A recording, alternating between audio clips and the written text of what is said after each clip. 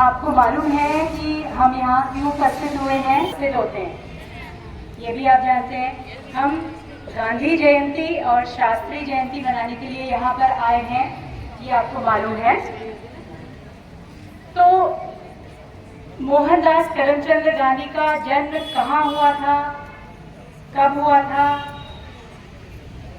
ये सब आपको मालूम है। और ये कहना चाहिए कि सामान्य ज्ञान के प्रश्न हैं, लेकिन आज मैं आपको ये सारी बातें नहीं बताऊंगी कि मोहनदास करमचंद गांधी जी कौन थे, उनका जन्म कहाँ हुआ था और उन्होंने क्या क्या किया था। ये सारी बातें आप वर्षों से सुनते और समझते हुए आए हैं। आज मैं थोड़ा सा अलग आपको बताना चाहूंगी कि मोहनदास करमचंद गांधी महात्मा कैसे बने, उसके पीछे क्या चीज थी जिससे कि उनको महात्मा का दर्जा मिला हुआ है। और भारत ही नहीं, विश्व में उनका इतना नाम है, इतनी प्रसिद्धि है। तो जैसा कि आप गांधी जी के बारे में जानते हैं, उनके बारे में उनकी ऑटोबायोग्राफी पढ़ी होगी आपने। मुझे मालूम है कि मैं यहाँ पर कोई किस्सा नहीं सुना रही हूँ, लेकिन ये थोड़ा सा हटकर बात है। अगर आप इसको थोड़ा समझने की कोशिश करेंगे तब आप समझेंगे कि एक आम इंसान महात्मा की पदवी को कैसे प्राप्त करता है। गांधी जी भी एक आम इंसान थे और कहना चाहिए कि उनके अंदर भी आम इंसान की चारित्रिक दुर्बलताएं थी। जैसा कि ये मैं नहीं कह रही हूँ कि गांधी जी के अंदर चारित्रिक दुर्बलताएं थी, ये गांधी जी ने खुद अपनी ऑटोबायोग्राफी में कहा है। उन्होंने कहा है, आपने पढ़ा होगा कि मैंने झूठ बोला है, मैंने चोरी की है। पढ़ी है किसी ने? नहीं पढ़ा। तो ये बातें गांधी जी ने खुद स्वीकार की हैं। लेकिन महात्मा वो कैसे बने, उसके पीछे भी एक घटना है कि गांधी जी आध्यात्मिक रूप से बहुत ज़्यादा स्ट्रांग, या कहना चाहिए कि सक्षम व्यक्ति नहीं थे शुरुआती दौर में। हालांकि उन्होंने राजनीतिक क्षेत्र में, राजनीति में पदार्पण किया था और बहुत सारे कार्य उन्होंने किए थे। दक्षिण अफ्रीका से वो काम करके आए थे, लेकिन फिर भी आध्यात्मिक रूप से एक सक्षम व्यक्ति वो नहीं थे। तब तक नहीं थे जब तक कि उनके पास आध्यात्मिक गुरु नहीं आए। उनके आध्यात्मिक गुरु थे राजचंद्र जी। ये नाम आप शायद पहली बार सुन रहे होंगे। राजचंद्र जी उनके आध्यात्मिक गुरु थे, जो मात्र उनसे 2 साल बड़े थे। लेकिन गुरु तो गुरु होता है, जो ज्ञान में बड़ा वो बड़ा, उसको गुरु माना जा सकता है। तो राजचंद्र जी ने गांधी जी को सलाह दी कि वे गीता, श्रीमद् भागवत गीता, जो कि हिंदू धर्म का एक बहुत प्रसिद्ध ग्रंथ है, उसका अध्ययन करें। तो गांधी जी ने उनकी बात मानते हुए गीता का अध्ययन किया। सर्वप्रथम उन्होंने गुजराती भाषा में लिखी हुई गीता का अध्ययन किया था। गीता से वो इतना प्रभावित हुए कि उन्होंने सोचा कि इसी को अपने जीवन का आधार बनाया जाए। और आपको शायद मालूम होगा कि इस क्षेत्र में कार्य करने के लिए गांधी जी उत्तराखंड के एक प्रसिद्ध स्थल में आए थे। किसी बच्चे को मालूम है कि गांधी जी उत्तराखंड में कहाँ पर उन्होंने 14 दिन का प्रवास किया था? कोई किसी बच्चे को मालूम है तो बताएं। नहीं मालूम है तो गांधी जी, मैं आपको बता रही हूँ कि गांधी जी कौसानी, एक जगह सुनी है आपने? कौसानी जगह का नाम सुना है? हाँ, तो कौसानी में गांधी जी 1929 में आए थे और यहाँ पर उन्होंने अनासक्ति योग का अध्ययन किया था।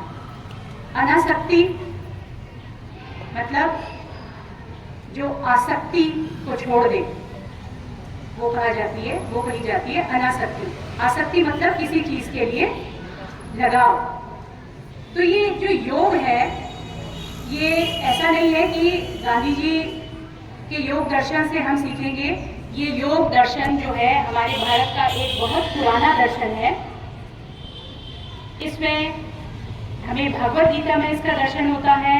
इसके अलावा पतंजलि की महाभाष्य है, इसमें दर्शन होता है। तो गांधी जी ने कौसानी में रहकर अनासक्ति आश्रम में गीता पर एक टिप्पणी लिखी, गीता पर एक भाष्य लिखा, जिसको अनासक्ति योग करके उनकी पुस्तक का नाम है। तो 14 दिन में रह करके गांधी जी ने इस पुस्तक को पूरा किया। अब योग क्या है, पहले मैं ये थोड़ा सा आपको बता दूं। जैसे कि हम देखते हैं कि योग दिवस भी मनाते हैं ना? कब मनाते हैं योग दिवस? 21 जून को योग दिवस मनाते हैं। और हम योग के बारे में सिर्फ इतना जानते हैं कि हम कुछ आसन कर लेंगे, प्राणायाम कर लेंगे, ये योग नहीं है। ठीक है, योग में बहुत सारी चीजें जुड़ी हुई हैं, जिसमें यम, नियम, आचार, व्यवहार, प्राणायाम, आसन, ये सब है। तो गांधी जी ने इसका बहुत गहन अध्ययन किया और एक भाष्य उस पर लिखा, जिसको कि अनासक्ति योग के नाम से हम जानते हैं। इसके बाद गांधी जी ने इसको अपने जीवन में पूरा उतारने की कोशिश की। देखिए, गांधी कोई कैसे बनता है या महात्मा कोई कैसे बनता है कि जब हम कुछ बोलते हैं या कुछ करते हैं तो उसको अगर हम अपने आचरण में उतारें पहले और तब उसका ज्ञान लोगों को दें, तब वो ज़्यादा प्रभावी होता है, तब उसका असर लोगों पर ज़्यादा पड़ता है। तो गांधी जी ने वर्षों तक, आपने सुना होगा कि साबरमती आश्रम में गांधी जी रहते थे, तो वर्षों तक उन्होंने अनासक्ति योग को अपने जीवन में उतारा और एक दशात्मक उन्होंने कहना चाहिए कि महाव्रतों का उन्होंने एक प्रोग्राम बनाया। महाव्रत मतलब कि 11 ऐसी चीजें जिनका पालन करने के लिए गांधी जी ने कहा और सबसे पहले उन्होंने उनको अपने जीवन में उतारा। हम कहते हैं गांधी एक व्यक्ति नहीं, विचार है। ये आपने अभी सुना होगा कि आपको भट्ट मैडम ने बताया कि गांधी एक व्यक्ति नहीं, विचार है। तो इसका क्या मतलब हुआ कि गांधी व्यक्ति नहीं, विचार है।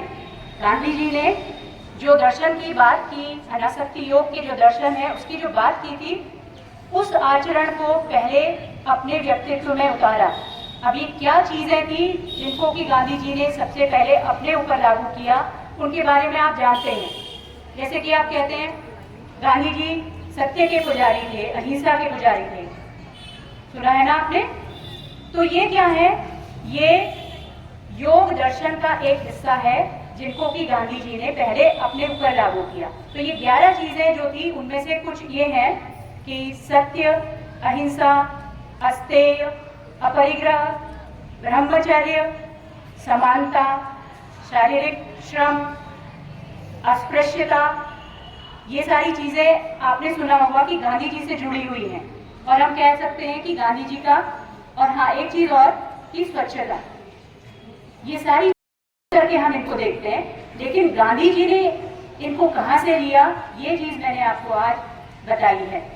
तो ये प्रासंगिकता हमारे लिए आज कैसे है, क्योंकि अगर कोई व्यक्ति चारित्रिक रूप से बहुत ज्यादा सक्षम है, बहुत सबल है, तो वो समाज को एक नई दिशा दे सकता है। तो गांधी जी ने भी एक योगी पुरुष बन करके, उसमें साधना करके युग पुरुष की उपाधि प्राप्त की और भारत को आज़ादी दिलाने में इन सब महाव्रतों का उन्होंने इस्तेमाल किया। तो गांधी जी के जीवन से जो हम शिक्षा ले सकते हैं, या गांधी जी के जो विचार मैंने अभी आपको बताए, उनसे जो हम शिक्षा ले सकते हैं वो ये है कि प्रत्येक व्यक्ति अगर ये सोचे कि हमें अपने चरित्र का निर्माण करना है, तो ये जो एकल जो ये गतिविधि है, ये आगे चलकर संयुक्त होकर के पूरे राष्ट्र का निर्माण कर सकती है। क्योंकि जो व्यक्ति चारित्रिक रूप से मजबूत होंगे, वही देश को सही दिशा और दशा प्रदान कर सकते हैं। तो मेरा आपसे यही कहना है कि गांधी जी के विचारों को न केवल सुने, बल्कि उनको अपने जीवन में उतारने का प्रयास करें। तभी अगर हम बदलेंगे, तब युग बदलेगा। आपने सुना है ना ये नारा, हम बदलेंगे युग बदलेगा। तो शुरुआत हमें अपने आप से करनी है। Thank you.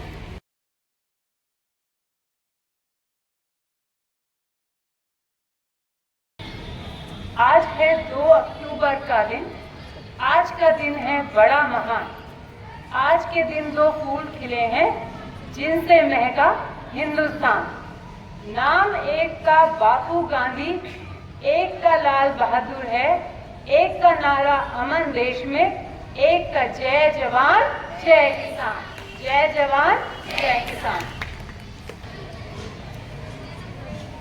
2 अक्टूबर का दिन, जैसे कि मुझसे पूर्व वक्ता मैडम ने बताया, भट्ट मैम ने बताया कि हम कितने शान से, कितने गौरव से मनाते हैं कि हम इस देश के वासी हैं। हमारे देश में इतनी महान व्यक्तित्व ने जन्म लिया है कि हम इस देश में जन्म लेने पर जितना भी गौरव करें वो कम है। एक ऐसी ही विभूति श्री लाल बहादुर शास्त्री जी। शुरुआत में करती हूँ। एक बार एक छोटा बच्चा था, वह पार्क में खेलने के लिए गया और बहुत सारे बच्चे भी साथ में उसके थे। तो जब बच्चे पार्क में खेलने गए तो एक पेड़ से कुछ फल तोड़ने लगे। जब वो फल तोड़ रहे थे वहाँ पर, तो वहाँ पे माली आ गए। माली ने इतनी मेहनत से उसमें फल लगाए, फूल लगाए, पेड़ लगाए, पौधे लगाए, तो उन्हें बहुत ही क्रोध आया। ऐसी स्थिति में माली दौड़ा बच्चों के पीछे। जो बड़े बड़े बच्चे थे वो तो भाग गए, जैसे कि बच्चों का स्वभाव होता है, लेकिन एक छोटा सा बच्चा भाग नहीं पाया। माली ने उस बच्चे को पकड़ा और उसे पीटने लगा। वो बच्चा जब पीट रहा था तो उसकी आंखों में आंसू नहीं आए, बल्कि वो क्रोध में ये कह रहा था कि अच्छा, आप मुझे इसलिए पीट रहे हैं कि मेरे पिताजी नहीं हैं। तो माली ने ये बात सुनी और उसके बाद उस माली को और क्रोध आया। उसने उस बच्चे को और पीटा। बोला कि अब मैं तुम्हें इसलिए पीट रहा हूँ कि तुम्हारे पिता नहीं हैं। ऐसे में तो तुम्हारी जिम्मेदारी और भी अधिक बढ़ जाती है, और भी अधिक तुम्हें इस चीज़ की आवश्यकता है कि तुम अनुशासित रहो, क्योंकि तुम्हारे पिता नहीं हैं, तुम पुत्र हो, तो तुम्हारे ऊपर तुम्हारे परिवार की भी जिम्मेदारी है। तुम्हें समझदार बनना है। यहाँ पर इस प्रकार की चर्चा करके अपने पिता को शर्मिंदा मत करो। ये नन्हा सा बालक श्री लाल बहादुर शास्त्री, तो ये शास्त्री जी का अपना व्यक्तित्व था।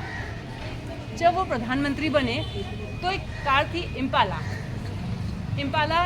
जो विदेशी नागरिक जब भारत में आते थे तो उनको प्रधानमंत्री कार्यालय में लाने ले जाने के लिए उस कार का इस्तेमाल होता था। शास्त्री जी अपने कार्यालय में हमेशा एम्बेसडर कार से जाते थे, लेकिन जो उनके बच्चे थे उन्हें उस कार में बैठने का बहुत ही शौक था। एक बार जब शास्त्री जी अपने ऑफिस गए तो जो उनके बड़े वाले बेटे थे उन्होंने ड्राइवर से बोला कि हमें इस कार में अपने मित्र के घर पे जाना है। जैसे कि बच्चों को शौक होता है इस प्रकार की चीज़ों का, तो ड्राइवर से उन्होंने चाबी ली और वो वहाँ से अपने मित्र के यहाँ पर चले गए और वहाँ से शाम को आ गए। शास्त्री जी जब घर पर आए तो उन्हें इस बात का पता चला। उन्हें बहुत दुख पहुँचा कि मेरा पुत्र इस प्रकार का कृत्य कैसे कर सकता है, लेकिन उन्होंने उस समय अपने पुत्र से कुछ नहीं कहा। सुबह के समय जब नाश्ते के समय सब एकत्रित हुए तो उन्होंने अपने पुत्र को बुलाया और उस पुत्र से कहा, बेटा अभी तुम 16 वर्ष के हो और तुमने एक कानून तोड़ा है, एक नियम तोड़ा है, परिवार का अनुशासन तोड़ा। आगे से तुम ऐसा कभी मत करना, इस प्रकार की चीज़ों को कभी हाथ नहीं लगाना। उसके पश्चात उन्होंने क्या किया कि एक लॉग बुक होती है जिसमें लिखा रहता है कि गाड़ी कितनी चली, कहाँ पर इस गाड़ी का प्रयोग किया गया। तो उन्होंने ड्राइवर से लॉग बुक मंगवाई।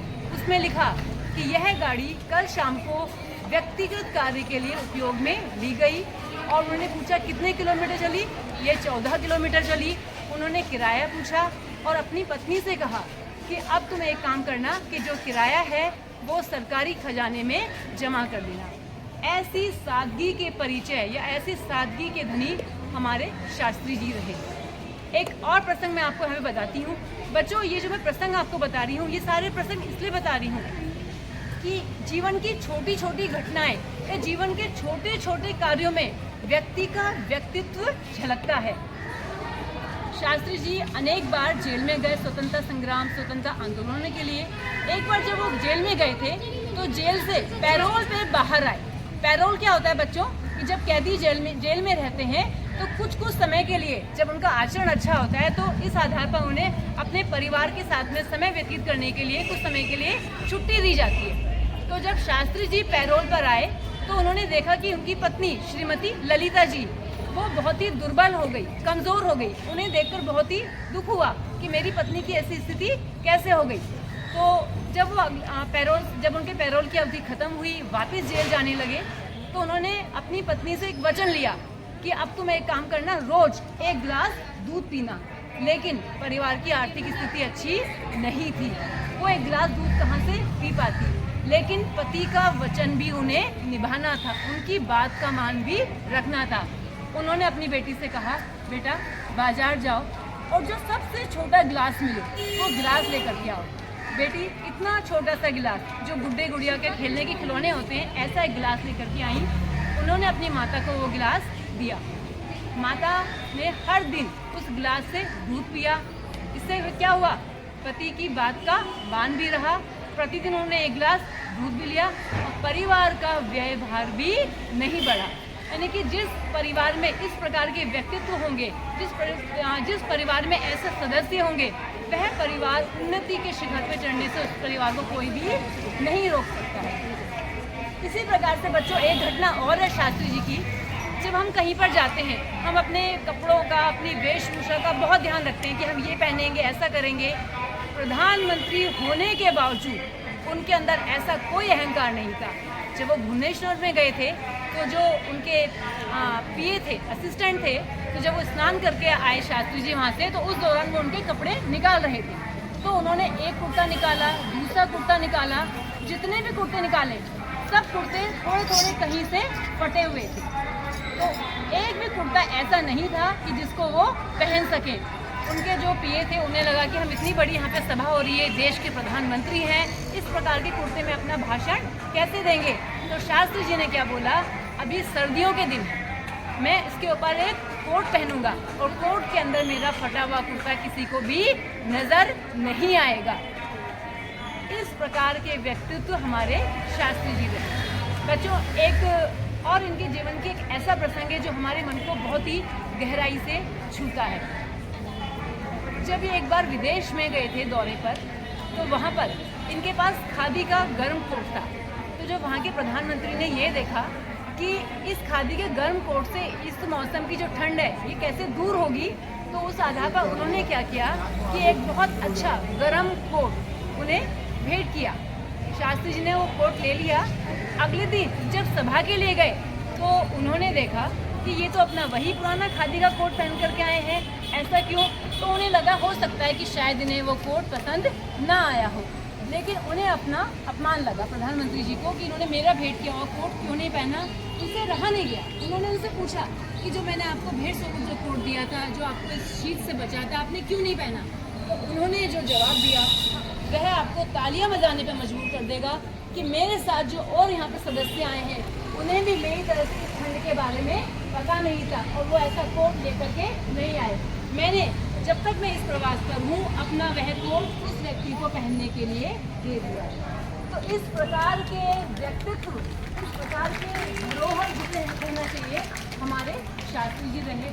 इनका प्रधानमंत्री कार्यकाल था बच्चों, वो बहुत ही कम था। 1964 में ये प्रधानमंत्री पद पर आए। श्री जवाहरलाल नेहरू की जो मृत्यु हो गई थी अचानक से, उनके कारण देश में इनकी छवि स्वच्छ थी, स्पष्ट थी, सादगी से ये जीते थे। उस आधार पर इन्हें प्रधानमंत्री बनाया गया। 1965 में भारत और पाकिस्तान का युद्ध शुरू हुआ। उससे पहले 3 वर्ष पूर्व भारत और चीन का युद्ध हुआ था, जिसमें भारत को शिकस्त का सामना करना पड़ा था। 1965 में जब भारत और पाकिस्तान का युद्ध आरंभ हुआ तो प्रधानमंत्री जी श्री शास्त्री जी ने उस युद्ध का नेतृत्व किया और उस युद्ध के दौरान उन्होंने इस प्रकार से नेतृत्व किया तो हौसला अपने सैनिकों में भरा, अपने नागरिकों में भरा कि वह जो जीत थी वो हमारी कैसी जीत बन गई, ऐतिहासिक जीत बन गई। और बच्चों इस जीत के बाद जब पाकिस्तान के तत्कालीन प्रधानमंत्री थे मोहम्मद अयूब, उन्होंने ताशकंद से इनके साथ में समझौता किया। अब बच्चों ये देखिए व्यक्तित्व से, यानी कि इनका जो कद था केवल 5 फीट 2 इंच का था और जब ये अपने बाकी सब नेताओं के साथ में होते थे बहुत ही छोटे लगते थे। एक बार अयूब खान जो पाकिस्तान के तत्कालीन प्रधानमंत्री थे, इन्होंने इनसे बात करने से इनकार कर दिया। क्यों? इनका सिर्फ व्यक्तित्व देख करके, कहने कि जिस इंसान का कद नहीं है वो क्या पद में होगा, उससे मैं क्या बात करूं। लेकिन अपनी दृढ़ता से, अपनी शारीरिक दृढ़ता से, अपनी छवि से, अपने हौसले से और अपने कुशल नेतृत्व से उन्होंने उसी शख्सियत को मजबूर कर दिया कि वो उनके साथ में समझौता करें। अमेरिका और रूस की आपसी मिली भगत के कारण ताशकंद में जब समझौता हो रहा था तो उस समझौते की सारी शर्तें, युद्ध विराम की सारी शर्तें शास्त्री जी को मंजूर थी। एक शर्त जो शास्त्री जी को मंजूर नहीं थी वो केवल ये थी कि भारत ने जितनी ज़मीन पाकिस्तान की जीती है वो ज़मीन भी पाकिस्तान को वापस की जाएगी। शास्त्री जी इस बात पर सहमत नहीं थे, लेकिन उनके ऊपर कई प्रकार के राजनीतिक दबाव डलवाए गए और साथ साथ इस योजना या इस षड्यंत्र को, क्योंकि उन्हें अमेरिका और रूस को कामयाब बनाना था, इसीलिए उन्होंने जो प्रधानमंत्री जी की पत्नी थी श्रीमती ललिता देवी, उनको उस समय उनके साथ में ताशकंद दौरे पर जाने से रोक दिया। किसी प्रकार से मना लिया कि आप अपने पति के साथ में ताशकंद दौरे पर ना जाएं। मजबूरी में, दबाव में उन्हें उस समझौते पे साइन करने पड़े, हस्ताक्षर करने पड़े। लेकिन हस्ताक्षर करते समय भी उन्होंने गर्व से और गौरव से ये बात कहा कि मैं इस समझौते पर हस्ताक्षर तो कर रहा हूँ, लेकिन इस भूमि को, इस जीती हुई भूमि को मैं वापस नहीं करूँगा, बल्कि कोई दूसरा ही प्रधानमंत्री इस भूमि को वापस करेगा, मैं इसे वापस नहीं करूँगा। और बच्चों, समझौते के कुछ घंटों बाद ही उनकी मृत्यु या उनके निधन की खबर आती है। इनकी जो मृत्यु है एक रहस्यमय घटना मानी जाती है। कुछ कहते हैं कि इनको हार्ट अटैक हुआ, कुछ कहते हैं कि इनको जहर दे करके मारा गया। आज तक भी उस रहस्य से पर्दा नहीं हटाया कि उनकी मृत्यु का कारण क्या रहा था। बच्चों, जहाँ पर जिस देश में ऐसे व्यक्तित्व हैं, उस देश पर जन्म लेने में जितना भी नाज किया जाए उतना ही कम है।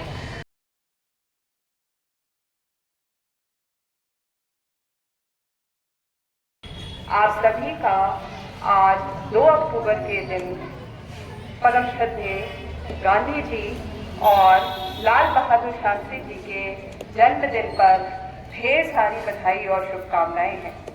समस्त विद्यालय परिवार की ओर से मैं इन दोनों शख्सियत को तहे दिल से पुष्पांजलि अर्पित करती हूँ। बच्चों, हमें ये पता होना चाहिए कि हम आज जिस खुली हवा में सांस ले रहे हैं उसका दीपक इन लोगों के द्वारा ही जलाया गया है। यदि गांधी जी ने अपना कार्य प्रारंभ न किया होता तो हम आज भी अंग्रेजों की बेड़ियों में ही बंधे होते। आपको विद्यालय की शिक्षिकाओं द्वारा, जैसे सुमन मैम के द्वारा, मोनिका मैम के द्वारा जो बातें बताई गई हैं, यदि आपने उनको ध्यान से सुना होगा तो आपको पता चलेगा कि हमारे इन महापुरुषों ने हमें आजाद कराने के अलावा बहुत सारे ऐसे कार्य किए हैं जिसको यदि हम अपने जीवन में थोड़ा भी उतारें तो हमारा जीवन बहुत धन्य हो जाएगा। बच्चों, गांधी जी के बारे में जैसा कि आप सभी को पता है, इनका जन्म कहाँ हुआ, कैसे हुआ, किस परिवार में हुआ, ये आप हर समय सुनते हैं। शायद इसीलिए इस मंच से इस बारे में जो बताया जाता है, चाहे वो शिक्षिकाओं द्वारा, चाहे वो बच्चों द्वारा, आप ज्यादा रुचि नहीं लेते हैं और आप अपनी बातों में लगे रहते हैं। तो मैं सोचती हूँ कि आप इन बातों को बताने से ज्यादा बेहतर ये होगा कि अगर ये बताया जाए कि इनके द्वारा कौन से कार्य ऐसे किए गए जिनका अनुसरण यदि हम अपने जीवन में करें तो हमारा जीवन महान तो नहीं लेकिन एक कुशल नागरिक जरूर बन सकता है। बच्चों, गांधी जी, मैं आपको ज्यादा नहीं बताऊंगी, मैं दोनों के एक एक उदाहरण ही आपको सिर्फ दूंगी और आपसे ये अपेक्षा करूंगी कि ये हमारे जीवन को अनुशासित बनाने के लिए अत्यधिक आवश्यक है और आपका जो विद्यार्थी जीवन है उसमें इसका बहुत ज्यादा महत्व है। यदि आप इसका अनुसरण करेंगे तो निसंदेह अपने उद्देश्य को प्राप्त करेंगे। बच्चों, गांधी जी के बारे में कहा गया है कि एक बार गांधी जी को किसी सभा में जाना था। जिस सभा में जाना था, एक विशाल सभा का आयोजन हुआ था, तो वहां ये कहा गया था, जो आयोजित कर रहे थे सभा, उन्होंने गांधी जी से कहा कि हम ठीक 4 बजे आपको आपके घर से साबरमती आश्रम से लेने के लिए आएंगे। गांधी जी तैयार थे, 3:45 बज गया और वो लोग गांधी जी को लेने नहीं आए। गांधी जी बहुत बेचैन हो गए, बहुत परेशान हो गए, क्योंकि वो समय के बहुत पाबंद थे। जब 3:45 बजे तक उनको कोई गाड़ी लेने नहीं आई तो वो महान व्यक्तित्व उन्होंने अपनी साइकिल निकाली और साइकिल पर बैठकर ठीक 4 बजे वो अपनी सभा में पहुंच गए। अब जो उनको लेने के लिए आने वाले थे, जब वो वहां पहुंचे और आश्रम साबरमती आश्रम में गांधी जी नहीं दिखाई दिए तो वो बहुत परेशान हो गए कि अब क्या करें, गांधी जी कहाँ चले गए। और आज की तरह उन दिनों मोबाइल फोन नहीं हुआ करते थे जो फोन करके पूछ लेंगे गांधी जी आप कहाँ हैं। जब तक वो उस सभा में नहीं पहुंचे, वो जो उनको रिसीव करने आए थे वो बहुत परेशान हो गए और जब सभा में पहुंचे तो देखा कि गांधी जी वहां अपना भाषण दे रहे हैं। वो चुपचाप वहां बैठ गए और उनके भाषण को सुनने लगे। जब उन्होंने बिना नाराज हुए कहा कि मैंने 3:45 बजे तक आपका इंतजार किया, यदि जब आप वहां नहीं पहुंचे तो मैं अपनी साइकिल से वहां पहुंच गया। वो व्यक्ति बहुत शर्मिंदा हुए और गांधी जी ने उसके साथ ये कहा कि ऊंची सवारी मेरे लिए इतना महत्व नहीं रखती है जितना कि एक सभा मेरा इंतजार कर रही है। मेरे जीवन में समय का ज्यादा महत्व है, इसलिए मैंने आपकी गाड़ी का इंतजार किए बिना साइकिल से ही मैं उस सभा में पहुंच गया। तो बच्चों, इससे आपको क्या शिक्षा मिलती है? क्या हमें किस चीज का पालन करना चाहिए? समय का पालन। समय का पालन मनुष्य के जीवन में अत्यधिक आवश्यक है, विशेषकर विद्यार्थी जीवन। यदि आपने समय का पालन किया तो अनुशासन आपका यहीं से प्रारंभ हो जाता है और जिस बच्चे ने अनुशासन का पालन किया वो निश्चित रूप से अपने लक्ष्य को पहुंचता है। इसी तरीके से शास्त्री जी से यदि मैं कहूं तो उनके व्यक्तित्व से मैं थोड़ा ज्यादा जुड़ी हुई हूं, क्योंकि शास्त्री जी का जन्म बनारस के पास लगभग 40 किलोमीटर दूर मुगल सराय नाम की एक जगह है, वहां पर एक बहुत ही गरीब परिवार में इनका जन्म हुआ था।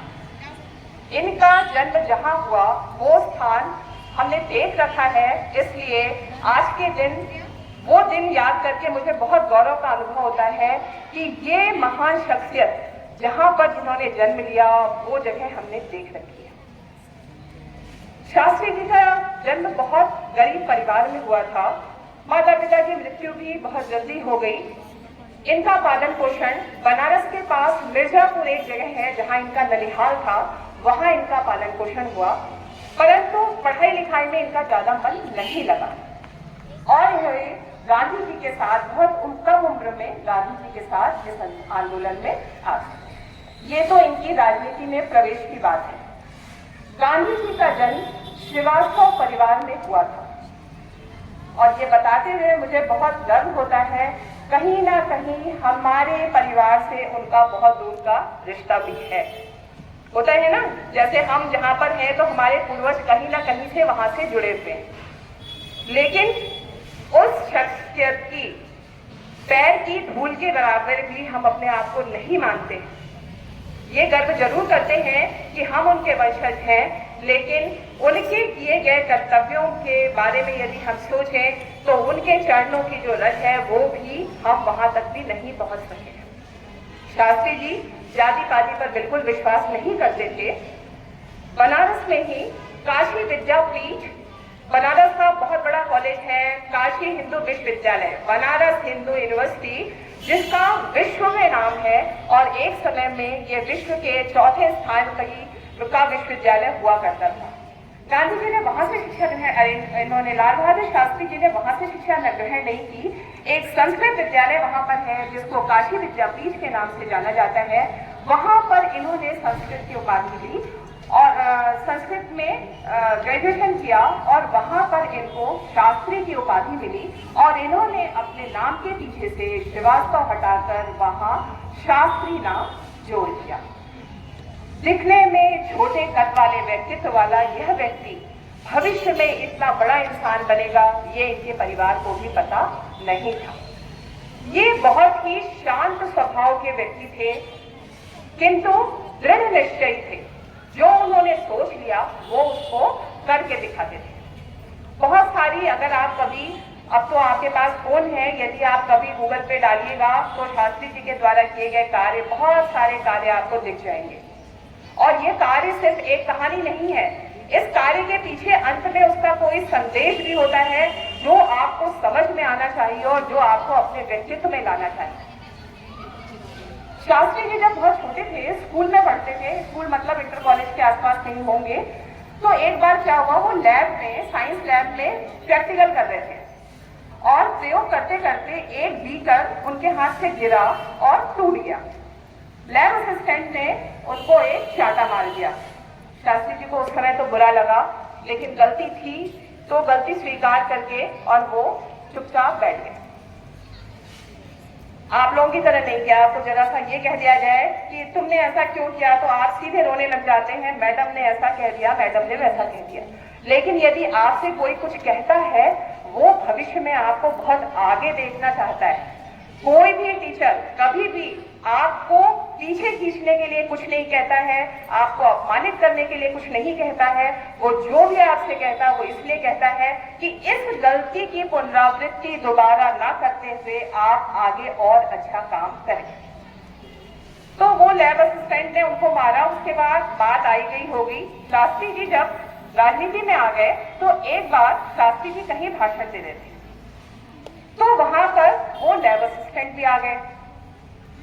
जब लैब असिस्टेंट ने शास्त्री जी को देखा तो उनको लगा कि अरे हमने तो इनको थप्पड़ मारा था, और वो अपना मुंह छुपाने लगे। लेकिन बाई चांस शास्त्री जी की निगाहें उनसे मिल गई।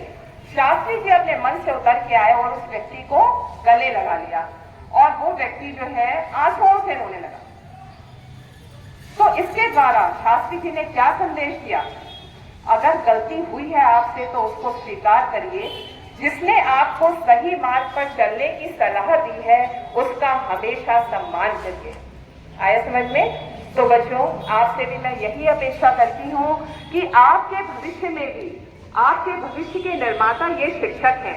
सबसे पहले एक बच्चे की प्रथम पाठशाला उसका परिवार होती है।